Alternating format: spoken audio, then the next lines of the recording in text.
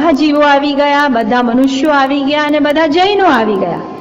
હવે કોણ રહી ગયું? પોતે. પોતાના પ્રત્યેની પણ એક કર્તવ્ય છે, એ આપણે બજાવવું છે. અને છેલ્લું પરમાત્મા. પરમાત્મા પ્રત્યે પણ આત્મા આવ્યો, હવે કોણ રહી ગયા? ભગવાન. એટલે પરમાત્મા પ્રત્યે પણ એક કર્તવ્ય આપણે કરવું છે. લક્ષ્મી સુરીશ્વરજી મહારાજ સાહેબ કહે છે કે આ કર્તવ્યો પર્યુષણા દરમિયાન કરવા જોઈએ.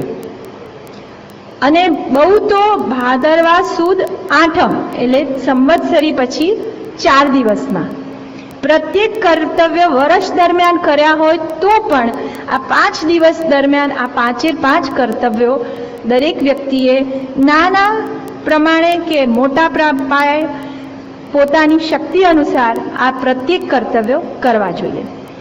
એનું કારણ શું છે? Can we have a overall look at it કે આ 5 કર્તવ્યોથી થાય છે શું જીવનમાં? એકથી તનની શુદ્ધિ થાય છે, એકથી મનની શુદ્ધિ થાય છે, એકથી ધનની શુદ્ધિ થાય છે, એકથી જીવનની શુદ્ધિ અને એકથી આત્માની. કહો, તનની સેનાથી? તપથી. અઠ્ઠમનો જે તપ છે એનાથી શું થશે? તનની શુદ્ધિ. ઓફકોર્સ આગળ વધીને આત્માની જ થવાની, પણ એક એંગલ છે, એક અપેક્ષા વિશે છે. કહી શકાય કે ભાઈ શરીરની શુદ્ધિ કરવા, એક શરીરની શુદ્ધિ માટે તપ છે એવું નથી, ઇવેન્ચ્યુઅલી આત્માની શુદ્ધિ માટે પણ છે. પણ એક અપેક્ષા એ તનની શુદ્ધિ શેનામાં મૂકીએ? તપમાં. પછી મનની શુદ્ધિ, ક્ષમાપના. મન શુદ્ધ થઈ ગયું, કોઈ ગાંઠ નથી, વેર નથી, વિરોધ નથી. ધનની શુદ્ધિ દાનથી. પણ અહીંયા કયા કર્તવ્યમાં આવશે? સાધર્મિક ભક્તિ. ફળ. અને તમારે અત્યારના જે આંગણામાં ફ્રેન્કલિન ટાઉનનું જે પ્રોજેક્ટ છે એ પણ તમારે માટે અત્યારના ધન શુદ્ધિ કરવાનો એક મોટો અવસર છે.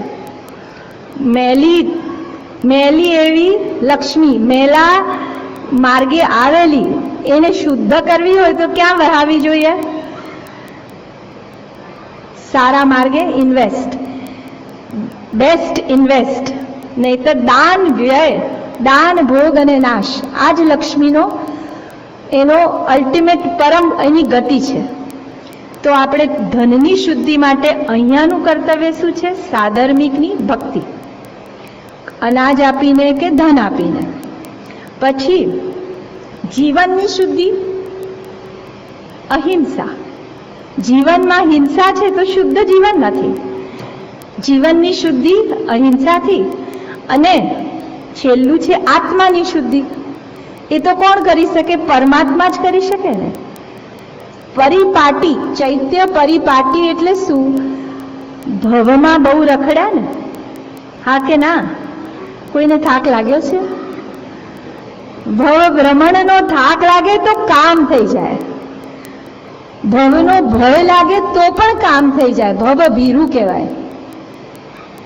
ભવ ભીરું, ભવનો જેને થાક લાગ્યો હોય એમ થાય હવે ભ્રમણ કરવું નથી, આ 84ના ચક્કરમાં ફરવું નથી. માટે પ્રદક્ષિણા ફરીએ છીએ.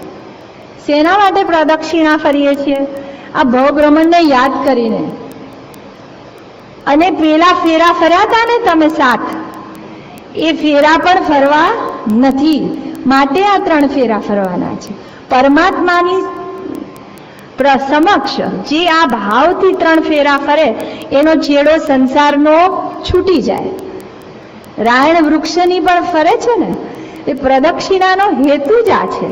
તો અહીંયા પણ ચૈત્ય પરિપાટી, પાર્ટી નથી હો શબ્દ, ઘણા ચૈત્ય પરિપાર્ટી કરે છે. તો તમે બનાવી દો એ અલગ વસ્તુ છે, પણ ચૈત્ય પરિપાટી. તો પાટી એટલે શું? અટન કરવું. અટ ધાતુ ઉપરથી પરિપાટી બન્યું છે. અટ એટલે અટન કરવું, ફરવું. તો ફરવું એટલે ક્યાં? તો કે જીન મંદિરો જુહારવા. જ્યાં જ્યાં જીનેશ્વર ભગવંતનું મંદિર છે ત્યાં ત્યાં હું મારું નતમસ્તક ઝુકાવું, એના માટે જુહારવા જવાનું. તે 8 દિવસ દરમિયાન અથવા બહુ તો 4 દિવસ. હવે એક એકના દ્રષ્ટાંત આવશે. 5 કર્તવ્યના 5 દ્રષ્ટાંત. અકબર રાજા, મારે એનો પૂર્વભાવ કેવો છે ખાસ. અકબર રાજા પૂર્વભાવમાં મુકુંદ નામના સંન્યાસી હતા. પ્રયાગ એટલે અલ્હાબાદ, ત્યાં પોતે ગંગા નદીના તટ ઉપર સ્નાન કરીને નીકળ્યા. એવામાં એક હરિજનનો પડછાયો પડી ગયો એમના ઉપર. હવે એમને ફરી સ્નાન કરવા ગયા. બ્રાહ્મણો કેવા ચોખલા હોય, એ સ્નાન કરવા ફરીથી ગયા અંદર કે આ તો પડછાયો. પાછા બહાર આવ્યા. હજુ એમને સંતોષ નથી કે ના, હવે તો હું અભડાઈ જ ગયો. ફરી નાવા ગયા. ફરી નાયા. પછી એમને સંકલ્પ કર્યો કે ના, હવે મારે નાવું પણ નથી, હવે આ શરીર જ કામનું જ નથી. I need to change my clothes kind of. એટલે હવે મારે શું કરવું જોઈએ? આત્મહત્યા. હવે નવા વસ્ત્રો પહેરું, એટલે નવું શરીર લઉં તો જ હું આરાધના કરી શકું. એટલે એમને એક ચિતા ખડકાવી અને એક તામ્રપત્ર પર તારીખ લખાવી. આ તારીખે હું મુકુંદ નામનો સંન્યાસી આમ કરું છું. સંન્યાસીની એક શહેનશાહની સવારી પસાર થતા જોઈ. એ સવારી એ જે ઠાઠમાઠથી જતી હતી એ જોઈને એને એમ થયું, આ તો ગજબ પુણ્ય છે. જો મારું કોઈ તપ ત્યાગનું કોઈ ફળ હોય તો મને આવું ફળ જોઈએ છે. લલચાઈ ગયા. નિયાણું કર્યું, બધું વેચી કાઢ્યું અને કે મને આ હોજો એમ કરીને ચિતામાં ઝંપલાવ્યો. અને એ મરીને અકબર થયા. ફોલો? તો માગ્યું તું તો ધર્મએ આપી દીધું. હવે એને 14 વર્ષની ઉંમરે એક સંન્યાસી જોયા. એ સંન્યાસીને જોઈને એને ત્યારે જાતિ સ્મરણ જ્ઞાન થાય છે. Do you know that? અકબરને મુસલમાન હોવા છતાં જાતિ સ્મરણ જ્ઞાન. એ વખતે મુસલમાનોના જે પેલા મુલ્લાજીઓ હોય ને, એ બધા ગભરાઈ ગયા કે આ તો હિન્દુ હતો કોઈ પાસ્ટ લાઈફમાં, એટલે હવે આ શું થઈ જશે પાછો હિન્દુ. એમાં આવું જ્ઞાન. અને મુસલમાનો ડુ નોટ બિલીવ કે પાસ્ટ લાઈફ હોય. એટલે it was against there principles also. એટલે એ લોકો બધા પાછા આને જાણે બધું બ્રેન વોશ કરવા, નાના બાળક હતા ને, એટલે પાછા પાક્કા મુસ્લિમ તો બનાવી દીધા. પણ એક અંદર ઊંડે હિન્દુ ધર્મ પ્રત્યે બહુમાન તો જાગી ગયું. માટે કે છે એક એ રાજા થયા ને પછી પણ એમને કહી રાખેલું કે તમારે કોઈક માણસને સોંપી રાખેલું કે તમારે મને યાદ કરવું કે કોણ એવો ઓલિયો છે, ફકીર છે કે જે ધર્મ કરે છે, જીવન જીવે છે પણ હિંસા વગર, કે એસા કોઈ ઓલિયા હે. આવી એને એક ભૂખ જાગી ગઈ હતી. પોતાના જીવનમાં ભારોભાર હિંસા છે, ખૂબ ક્રૂરતા પણ છે. ક્રૂરતાના ઘણા દ્રષ્ટાંતો છે. એમાં હિંસા કેટલી કરતા હતા ખબર છે? 1.25 શેર ચકલાની જીભ નું પોતે બ્રેકફાસ્ટ કરતા. 1.25 શેર ચકલીઓ નહીં, એની જીભનું વજન 1.25 શેર. આટલો તો એમનો નાસ્તો હતો. અને પોતાના જ એક રાજ્ય આશ્રયને પામેલા એવા ગંગ નામના કવિ હતા. એ હિન્દુ હતો. બીજા મુસલમાનોએ એની ઈર્ષ્યા કરી અને કહ્યું રાજાને, આને કહો તમારી ખુશામત કરે. એને ખુશામત ન કરી તો ગાંડા હાથી નીચે ચકડાવી દીધો. એટલે ખૂબ ઘાતકી. આવા ક્રૂર પરિણામ વાળો પણ ઊંડે એક હતી વસ્તુ કે કોઈ હિંસા વગરનું કોઈ જીવન જીવતું હોય તો મારે આવી વ્યક્તિના દર્શન કરવા છે. એમાં પ્રસંગ કયો બન્યો? ચંપા શ્રાવિકા. ચંપા શ્રાવિકાએ 6 માસના ઉપવાસ કર્યા છે. વાજતે ગાજતે શ્રાવિકા દર્શન કરવા જઈ રહી છે. શાસન પ્રભાવનામાં કેવી એ નિમિત્ત બની ગઈ. શાસન પ્રભાવનામાં આ એક કાર્ય કર્યું. એમાં દિલ્હીના અકબર રાજા અને આપણા હીરસુરીશ્વરજી બંનેનો મેળાપ કરવામાં અને ભાવિમાં ઘણા આપણને લાભ અપાવનારા એવામાં નિમિત્તા એક ચંપા શ્રાવિકા બની ગઈ. એમાં એનો કયો જવાબ હતો ખબર છે કે જેના લીધે આ બધું નિમિત્ત બન્યું? એમણે પૂછ્યું કે આ રોજા કરે છે, બધી ખબર પડી, એને માન્યું પણ નહીં કે હમ માનતે નહીં, 6 મहीने का तो कोई रोजा कर सकता है. તો એને કેદખાનામાં મૂકી પોતાની નિગરાણીની નીચે. એ કે હમ દેखेंगे रात को खाते होंगे या तो दिन में खाते होंगे, એના રોજામાં તો રાતના ખાય. એટલે કે આવી રીતે હું ચેક કરું. પછી એને પૂછ્યું અચ્છા તો આપ कैसे कर सकते हो? તો એને જો જવાબ આપ્યો હોત કે મને પ્રેક્ટિસ છે, મેં 1 મહિનાના કર્યા છે, 2 મહિનાના કર્યા છે, કંઈક તો કર્યું હશે ને. તો એવો જવાબ ના આપ્યો. શું જવાબ આપ્યો? દેવ ગુરુ ફસાય. તો કે કોણ? અને પાછું ખાસ મહત્વ કોનું આપ્યું? ગુરુ ભગવંતનું. तो कि ऐसे गुरु भगवंत कहाँ है आपके कि जिसके प्रभाव से आप यहाँ बैठ के 6 मास के उपवास कर सकते हो? तो कि गंधार में छे. ए वखते हीरसुरीश्वरजी क्या हता? गंधार. तो गंधार हता. तेड़ू मोकल्યું. मारे पेली भूख हती ने कि आवा कोई ओलियाना मारे दर्शन करवा छे. भूख जागी ने फरमान मोकल्યું. શ્રાવકોએ પહેલા તો દબાવી દીધું. થયું કે આ તો કોઈ આપત્તિમાં આપણા આચાર્ય ભગવાન મુકાઈ જશે. પછી પહોંચ્યા અને જ્યારે પાલખી મોકલી છે, આચાર્ય ભગવાન માટે શું મોકલ્યું છે? પાલખી. તો કોઈ છૂટછાટ આચારમાં લીધી નથી. એના લીધે આ પ્રભાવ પડ્યો. પોતે જો એમ થયું હોત કે ભાઈ શાસન પ્રભાવના રાજા બોલાવે છે, ચાલને પાલખીમાં બેસી જવું, પહોંચી જવું, જલ્દી પહોંચાશે, જલ્દી શાસન પ્રભાવના થશે, આવી કોઈ છૂટ ના લીધી ને ના પાડી દીધી. ત્યારે અમદાવાદના સુબાએ ત્યાં મેસેજ મોકલ્યો અકબર રાજાને કે ઓલિયે તો બહોત દેખે લેકિન એસે નહીં દેખે.